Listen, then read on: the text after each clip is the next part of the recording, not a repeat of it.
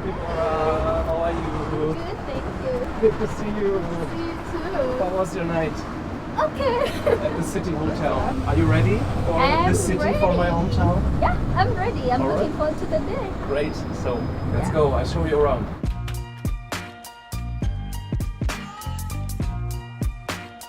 Can I help you, sir? Have you seen Western Union? I remember Western Union in Kampala Road. Kampala Road. The outlets are everywhere. Yeah, in all over Uganda.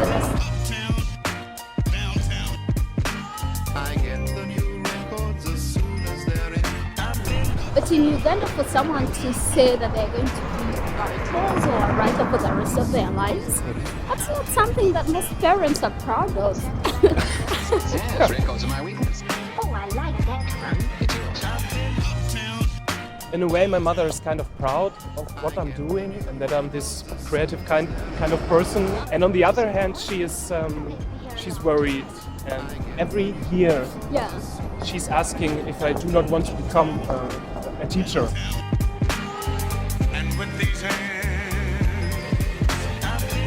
This is the beginning of Sögestraße, Söge Street. Honestly, I have no clue what it is and what it means and where it comes from. I thought about looking each and everything up on Wikipedia before we're on the move. Yeah. But then I thought, no, don't do it. Yeah. Just go as you are and as you know the city. Yeah. Pigs and a dog and someone with a trumpet and a stick.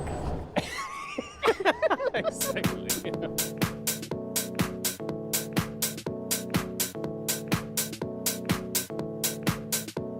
So do I touch both? Do I touch one? Do I? You touch both. Okay. At the same time.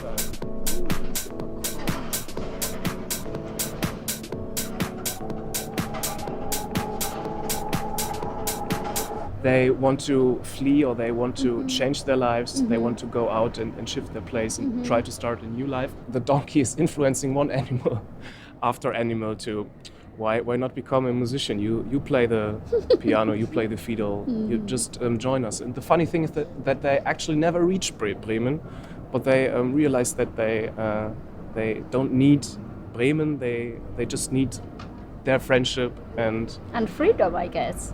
Exactly. Yeah. And the music.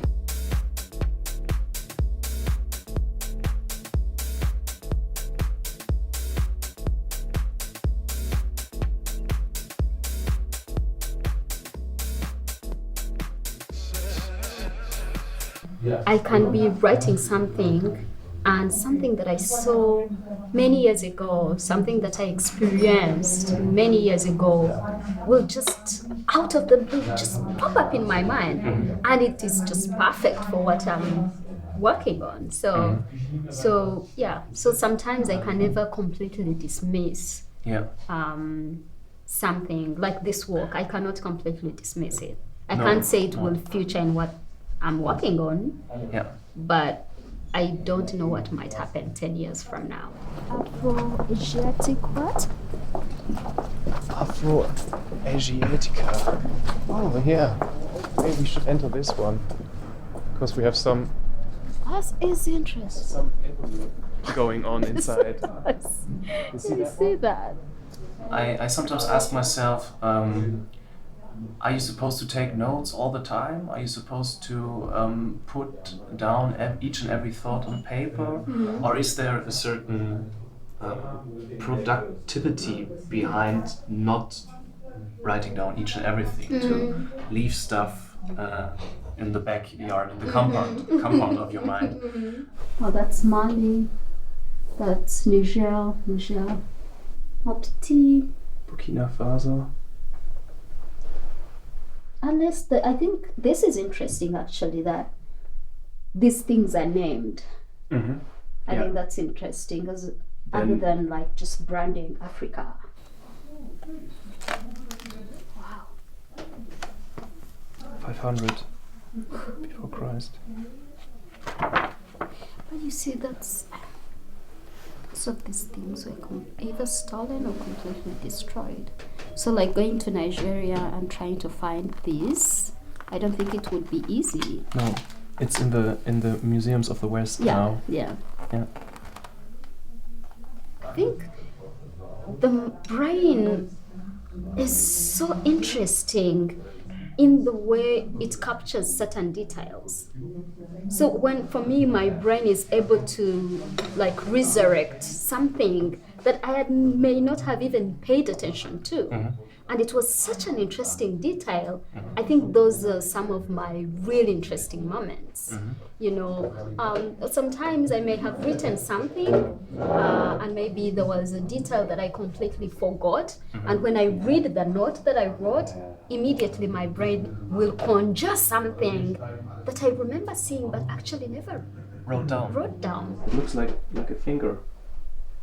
And like, Oh, you know what I mean. Yeah, that's what I thought. That's what you thought the first time. Yeah, but I finger. was like, I'm holding my tongue.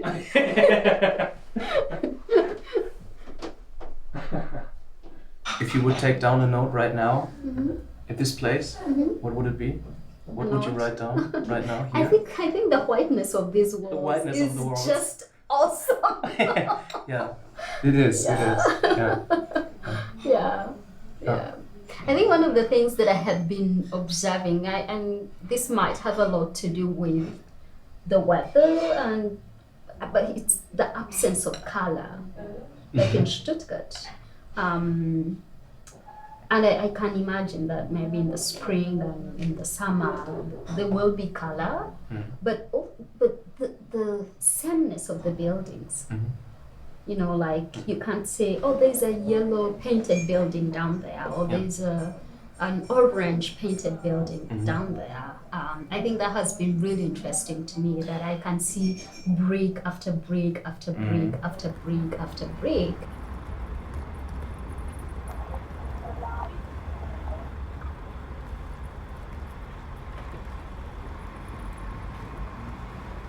It's interesting because it's also a cliche, but it's also true that the awareness of color is what your first impression is when you go to Uganda. For me, so I go to Uganda, and what I see is color, and basically green and brown and blue. I think even if you are here in summer, there are more colors, but I think this basic impression wouldn't change. Oh my gosh, look at that. This is China. Yeah. Even have China fish. No, I'm kidding. Welcome in Africa. And it says Karibu. Karibu. Yeah. Karibu is the African language in the media, isn't it? I mean, Swahili. Swahili is the African. It's Hakuna Matata. It's Karibu. Yeah. It's what else? It's the Lion King. Yeah, the Lion King, of course. Yeah. It's the Maasai. It's the Zulu. It's the Serengeti. It's the Serengeti. Yeah. So, but that means Africa is Kenya. And South Africa. And South Africa. Yeah. There are people who say there are stereotypes about every culture. There are stereotypes about Germany. There are stereotypes about Asian people. There are stereotypes about the US. So why? What's the problem in a way? And I think the big difference is that the African countries really suffered through stereotypes throughout a lot of years. And this makes the conversation of stereotypes different when it comes to African countries in a way. It makes it more relevant for writing while dealing with stereotypes in a way. I don't know if you agree, but I think this is it's a tricky field when it comes to African countries. Yeah, Stereotypes. I mean stereotypes that demean. You know, you're right. Every culture has stereotypes, but that is not the story. Yeah. That does not become the story or the definition of a people. Whereas, like for Africa, most of African countries, that became the story. The story, yeah. And there was like any other writing that was challenging those stereotypes was didn't seem interesting or didn't seem believable. So yeah. I think that's what makes it problematic. This should be interesting. Ich kenne Sarah lieber. Yeah, I know. Also, when you get time, read her books. Read her poetry. Alright. Shalja Patel. She's really good. And that book, Magnitude, is also very interesting. Okay, so what is that? Or is that a collection of his poetry? I'm not sure what the English translation is of the title. It would be Flames of Hell, but I'm sure this is a German title.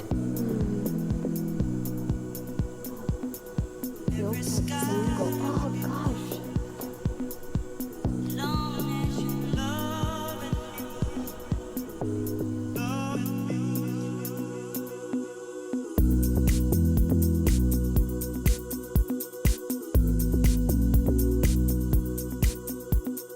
When I look at all like the work I've written, there's always something that is either a direct experience or an indirect experience that I have had. So I think for me, my jumping off points are always that.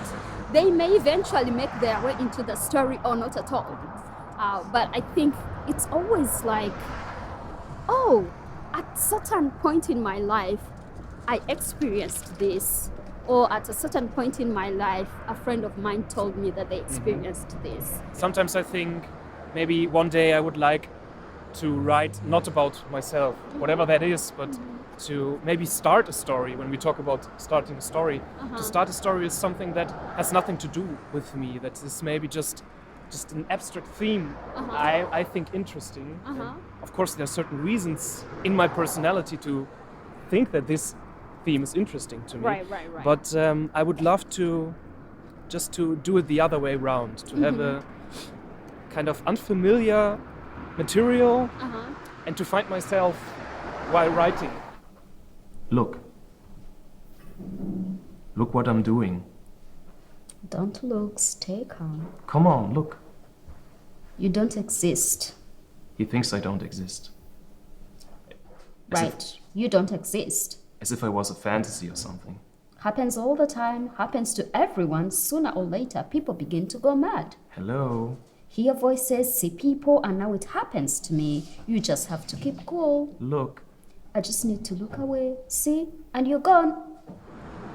I think there are two things that stood out for me. One was how you compress language. The precision of your lines and of your dialogue and of the words. Like, it's as if you have no room to waste words.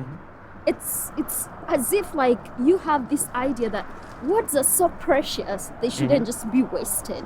And then the second thing that I think stands out for me, and this is an idea, it's the idea of being stuck. Like there's an effort or lack of it to move from one point to another. And it's like these characters seem so stuck. And I was thinking to myself, wow, I wonder why is this theme recurring in both plays. What are you going to do? I'm going for a theatre workshop.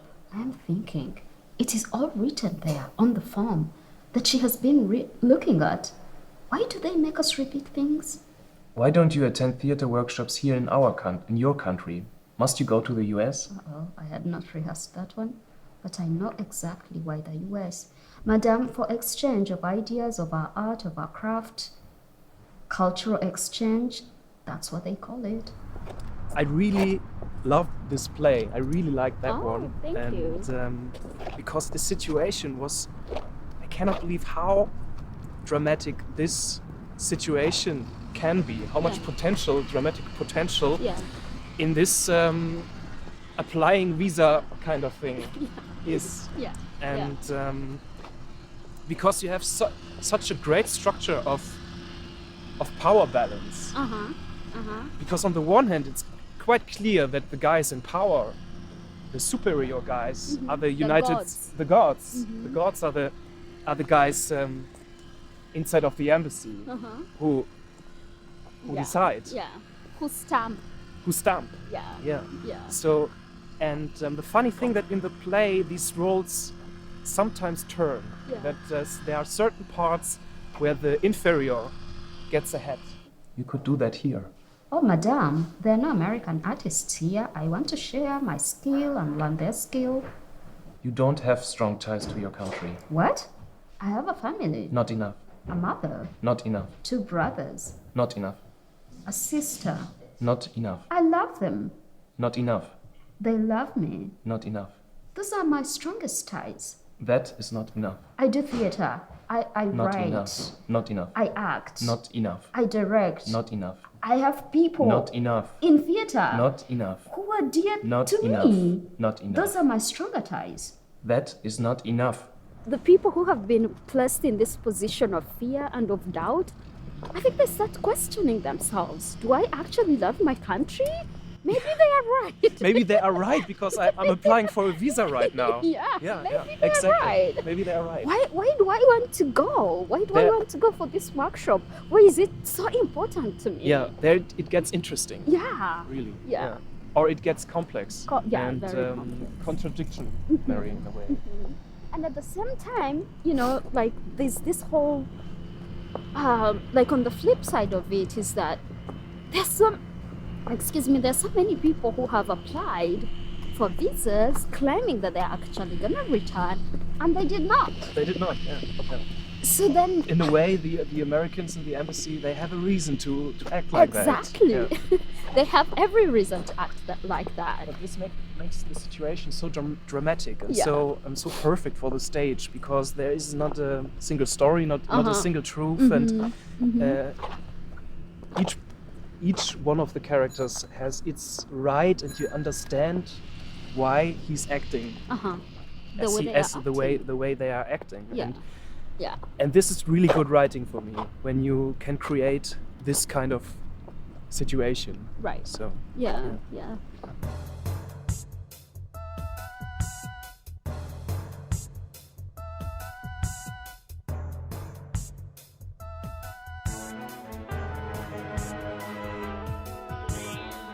But you said you never write in public, so you never could write in a bar. No, Like these ones that you see here? I've tried several times, and I can never, because I think I get distracted very, very easily. Yeah.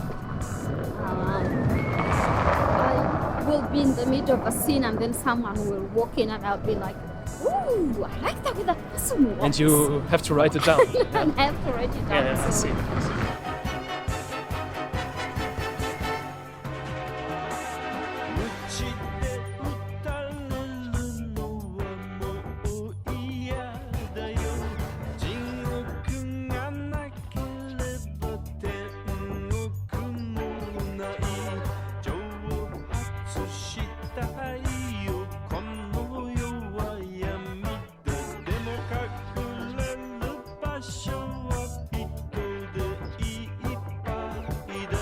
But apart from the acting school and the drama courses you had, where are the points where you kind of learned how to write drama? Or did you learn a lot by yourself and by writing drama? No, I spent 3 years learning how to write plays. Yeah. In which circumstances? was it? So that was for my master's degree. Okay. So that's what I studied in California. Right, yeah. And Yeah. so the course was called Writing for Performance. Mm-hmm. So Yeah. for example, we wrote stage plays, we wrote short films, Yeah. we wrote musicals, we wrote just performance pieces that Yeah. may not necessarily fall in the genre of playwriting. Yeah. I think you can learn writing in school. You can learn writing by writing, and you can learn writing by teaching. What is for you one of the most important things that you learned about writing drama? What is one of the key moments where you thought, all right, now I learned something. This is important for me and for my work. I think when I realized that my plays did not have to have a beginning, mid, and end, for me, Really, yeah? yeah, All right. seriously, that was like my breakthrough moment.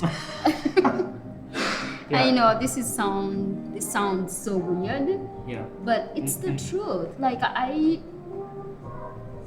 always felt like, especially like the first time I encountered playwriting, there was this idea that, you know, a good play has got to have a beginning, a middle, and an end. Yes.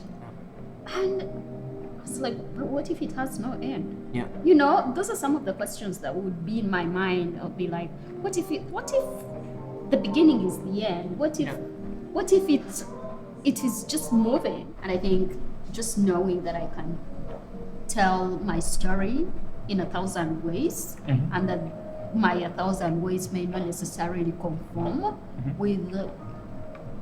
with certain standards, that is okay. Yeah. And there are people who will get it, and there are people who won't get it. Yeah. And that is okay too.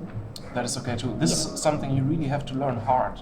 When I think about prose writing, that apart from all critique that is right and that is good for you as a writer to improve your writing, in the end there are just readers, and you have readers and you have no readers concerning a certain kind of style in writing or topics you're writing about, and that you're not there, or you're not writing to satisfy each and every one. And this is something you kind of have to learn. Yeah, and it's not easy to learn, because I think as writers we want everyone to love what we're doing. Exactly. You know, we want to have an audience, And especially if you grew up in a writing school where you learn how to receive critique and to take it seriously, then it's very hard to say or to learn that sometimes critique is just not interesting or not important for me. Right. And something I'm still learning. Yeah. A lot of people say that in terms of writing a dramatic text, you get to a certain point of the play where the characters write the text itself, and where they are surprising you, and you didn't know that this is coming out. And I think there are basically two types of writers. The one who are on a journey while writing a play, that one who they don't know where the journey ends, they don't know the characters, they're getting to know the characters while they are on their journey, and they're the hard, tough plotter guys. I also know that there are moments where maybe I know the beginning, and I'm just open-minded about how the journey is gonna go, and then along the way I start directing and my characters and making them do things and say things, and that is always harder.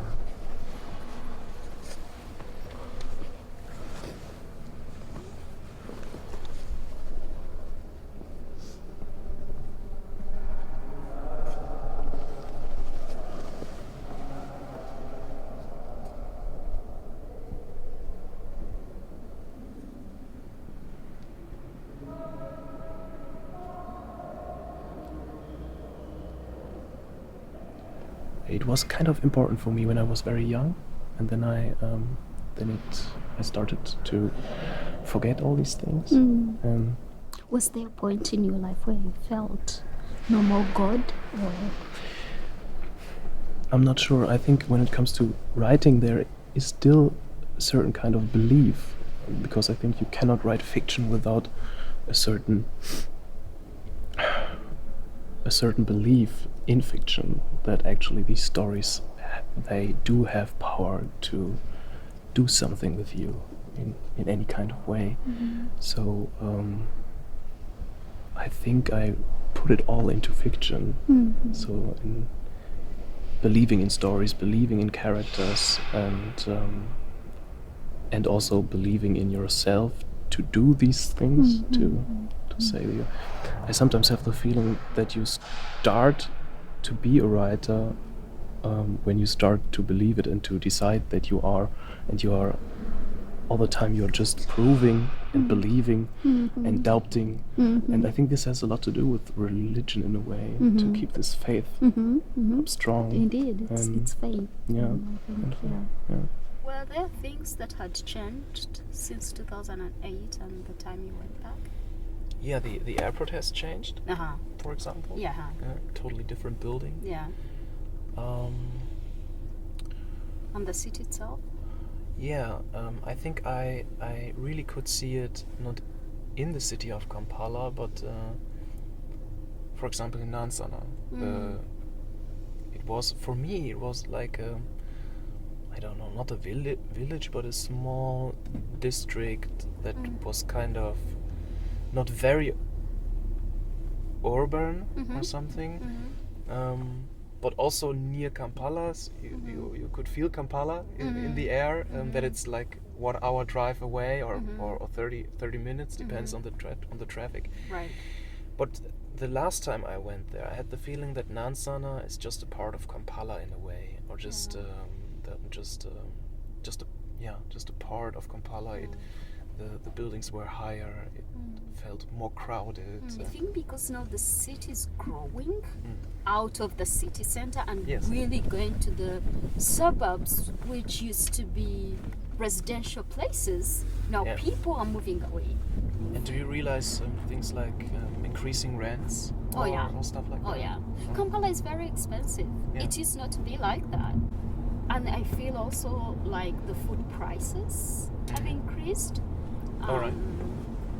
I feel that you know, that really, like I was saying earlier on, that the city's breaking itself into different versions of itself. Yeah. You know, that it is creating this class structure. Yeah. That you have certain areas of wealth Yeah. in a way. Yeah.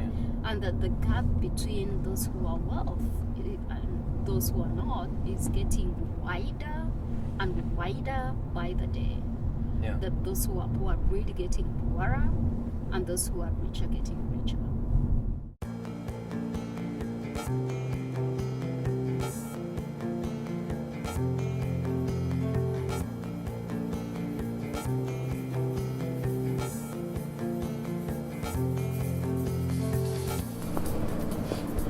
So welcome, Deborah, to the theater place in Bremen. Thank you. That's the place. The Theater Bremen has 4 sectors. There's opera, there's acting, and there is dance, and there is a place for young people. And I show you the small house now. There's a certain cafe in it, and I used to write there. Oh yeah. And Do you still go there? I still go there, and it has a stage inside of the cafe, so we should go there and try to get awake again. Let's do it. Let's do it.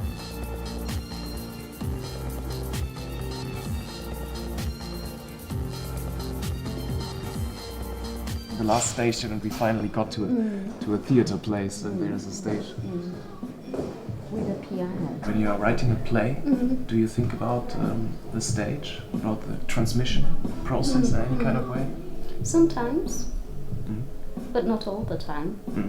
Like I can tell you that for sure when I was writing Cooking Oil, I wasn't really thinking about its staging. I was just telling a story. And however it will be staged, that was up to the director. In fact, I remember there was a time I was like, I don't want to be the director of this play. It's going to be complicated. So complicated. Yeah. And I think what happened with that, I think it freed my imagination.